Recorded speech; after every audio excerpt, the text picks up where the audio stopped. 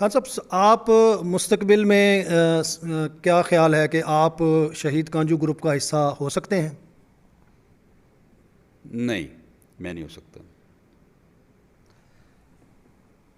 آپ اگر کامیاب ہوتے ہیں، آپ کو ٹکٹ ملتا ہے پی ٹی آئی کے ticket per, P T I آپ کو ٹکٹ دیتی ہے اور آپ کامیاب ہوتے ہیں، تو آپ کے میں جیتنے کے بعد جو ہے آپ کی ترجیحات علاقے کے لیے کیا ہوگی؟ کس چیز پہ آپ کا زیادہ فوکس ہوگا کہ لوگوں کو، اس حلقے کے لوگوں کو کس چیز کی زیادہ ضرورت ہے؟ دیکھیں، پہلے تو اس ملک کی بات کریں کہ اس کو ملک کو کیا ضرورت ہے۔ میں ایٹامک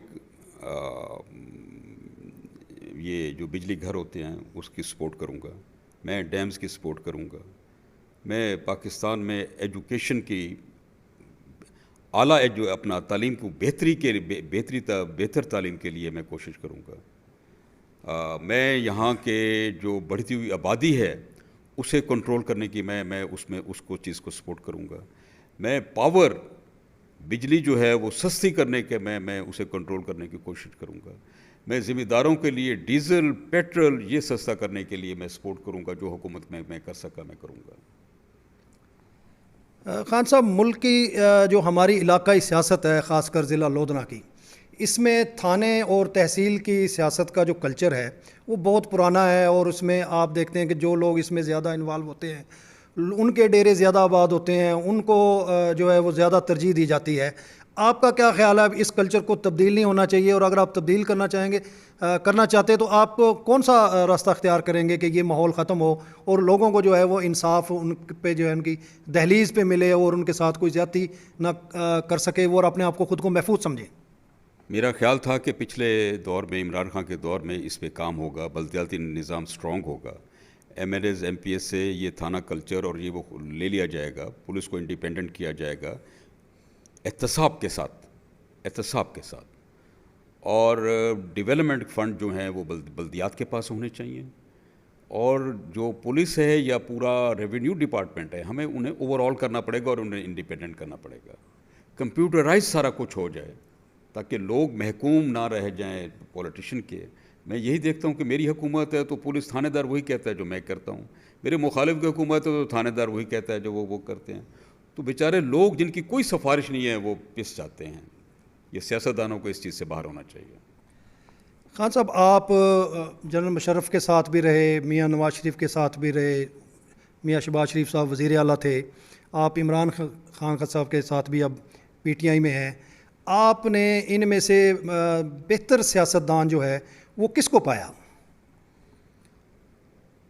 میں نے ابھی تک عمران خان کے اتنے قریب میں نہیں ہوا، لیکن جو پالیسیز ہیں اس میں یہ کہوں گا کہ آپ لوگ اس چیز پہ نہیں کریں گے، لیکن میں آج بھی شکر گزار بھی ہوں، اور جو بندہ اکوموڈیٹو تھا وہ شوکت عزیز تھا، اور اب جو نظریات میں دیکھ رہا ہوں یا جس طریقے سے وہ ایک قوت کے ساتھ عمران خان اپنی سچائی کے ساتھ نکل رہا ہے تو وہ عمران خان ہے۔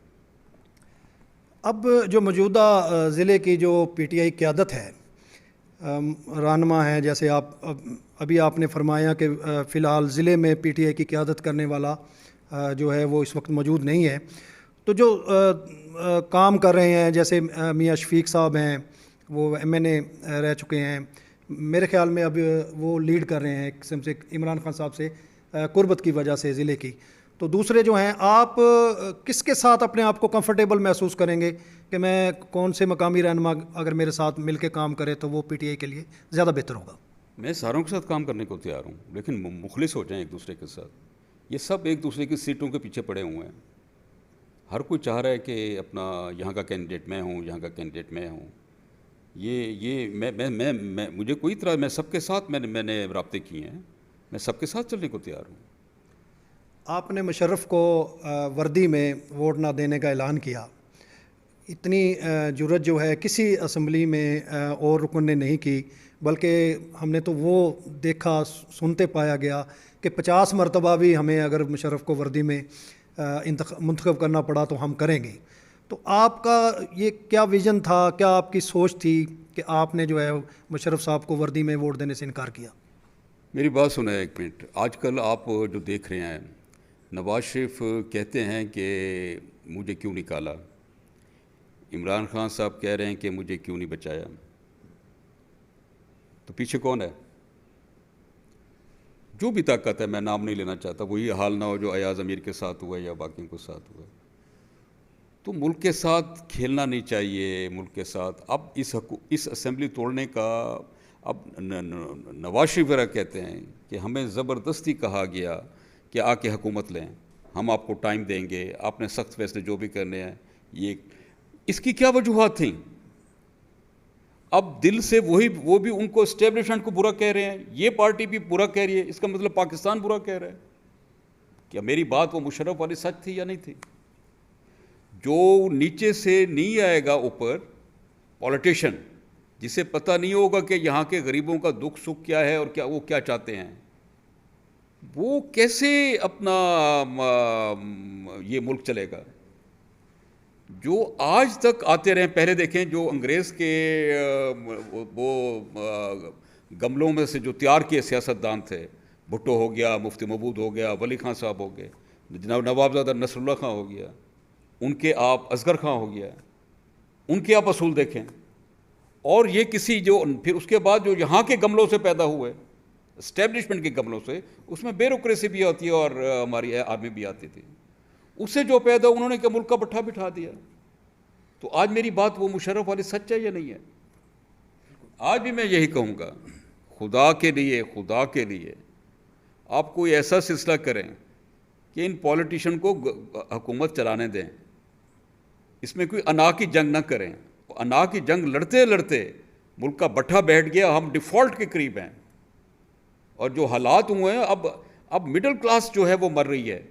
پہلے غریب مارا گیا تھا, اب مڈل کلاس مر رہی ہے. یعنی کہ بجلی کے بل دیکھ لیں آپ, اب پیٹرول دیکھ لیں آپ, ڈیزل دیکھ لیں آپ, کھادیں دیکھ لیں آپ. ایگریکلچر سیکٹر تو تباہ کر دیا اس میں انہوں نے آتے 3-4 مہینوں میں. کیوں کیا ہے؟ ریزن کیا ہے؟ اب سمجھ آئی کہ میں اس وقت کیوں کہتا تھا کہ وردی میں ووٹ نہیں دیتا. میں جو کچھ ضیاء الحق نے کیا ملک کی تباہی کے لیے, اس کے بعد یہ کنٹینیو. اور کسے پھر لے آیا ضیاء الحق؟ کہ نااہل لوگوں کو. اس وقت ملک الیار کنڈا اور ان کی تھی, نواز شریف میں تھی کہ کون چیف منسٹر بنتا ہے. اب جنرل جیلانی صاحب کی پسند پیسہ تھی, نواز شریف, جہاں سے ہمارے ملک کا بیڑا غرق ہوا. خان صاحب, آپ نے فائن آرٹس میں ماسٹر کیا پنجاب یونیورسٹی سے, آپ صادق پبلک اسکول میں بھی تعلیم آپ نے حاصل کی. اگر آپ سیاست میں نہ آتے تو آپ کس شعبے کو ترجیح دیتے کہ اپنی کس شعبہ زندگی کو آپ اپناتے؟ ٹیچنگ. میں یورپ کے کسی پبلک اسکول میں ٹیچر ہوتا, اور میں آرٹس کا ٹیچر ہوتا.